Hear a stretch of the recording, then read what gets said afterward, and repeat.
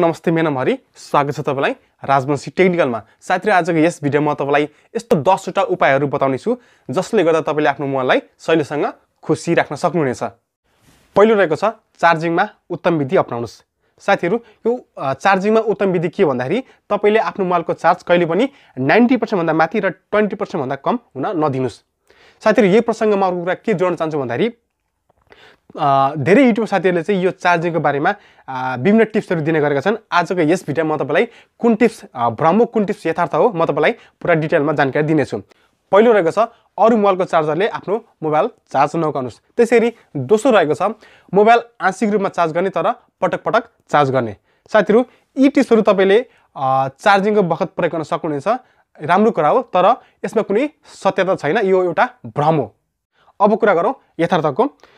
पहिलो रहेको छ ल्यापटपको पोर्टमा कहिले पनि आफ्नो मोबाइल चार्ज नगर्नुस्। त्यसैले अर्को रहेको छ मोबाइलमा चार्ज गर्दै गेम कहिले पनि नखेल्नुस्। त्यसैले अर्को रहेको छ रातभर मोबाइल चार्ज कहिले पनि नगर्नुस्। साथीहरु तपाईले यी कुराहरु फलो गर्नुभयो भने तपाईले आफ्नो मोबाइलको ब्याट्रीको आयु बढाउन सक्नुहुन्छ। यसका साथै मोबाइलको भित्री पार्टमा रहेको कम्पोनेन्टहरु पनि खराब हुँदैन।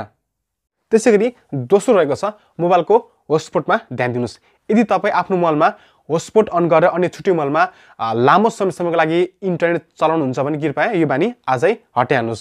यो लामो समयसम्म हटस्पट अन गरेर इन्टरनेट चलाउँदा के हुन्छ भन्दाखेरि सिमको इन्टरनेट स्पिड क्षमता एकदमै डाउन हुन्छ।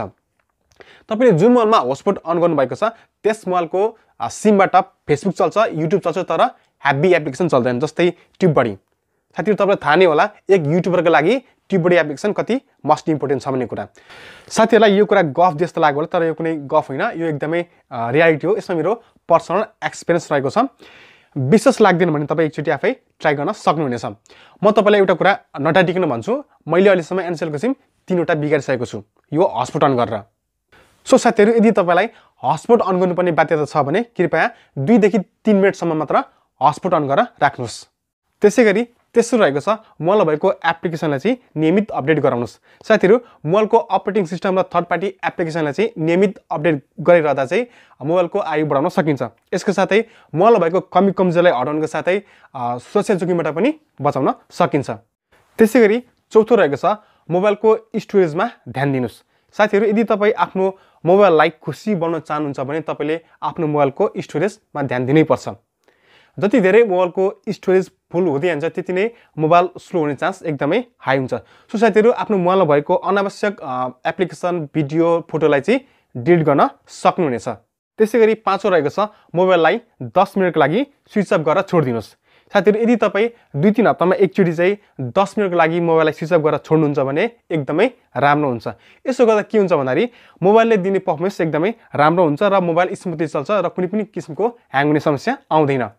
त्यसैगरी छैटौं रहेको छ मोबाइल तातेको अवस्थामा कहिले पनि मोबाइललाई चाहिँ फ्रिजमा नराख्नु होला। त्यसैगरी सातौं रहेको छ टेम्पर ग्लासको तपाईले प्रयोग गर्न सक्नुहुनेछ। त्यसैगरी आठौं रहेको छ लाइट एपको तपाईले प्रयोग गर्न सक्नुहुनेछ। त्यसैगरी अर्को रहेको छ मोबाइललाई भाइरसबाट बचाउनको लागि तपाईले राम्रो खालको एन्टिभाइरस प्रयोग गर्न सक्नुहुनेछ। त्यसैगरी अन्तिम उपाय रहेको छ मोबाइलको संवेदनशील अङ्ग जोड्नको लागि तपाईले मोबाइल कभर प्रयोग गर्न सक्नुहुनेछ। साथीहरु तपाईले यी कुराहरु फलो गर्नुभयो भने तपाईले आफ्नो मोबाइल अवश्य पनि खुशी बनाउन सक्नुहुनेछ र मोबाइललाई चाहिँ लामो समयसम्म टिकाउन सक्नुहुनेछ। साथीहरु आजको यस भिडियोमा यति नै।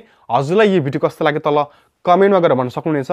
यदि तपाई स्क्रिनमा देखिएको भिडियोहरु हेर्न चाहनुहुन्छ भने कृपया डिस्क्रिप्सन चेक गर्नु होला, मैले त्यसमा लिंक दिएको छु।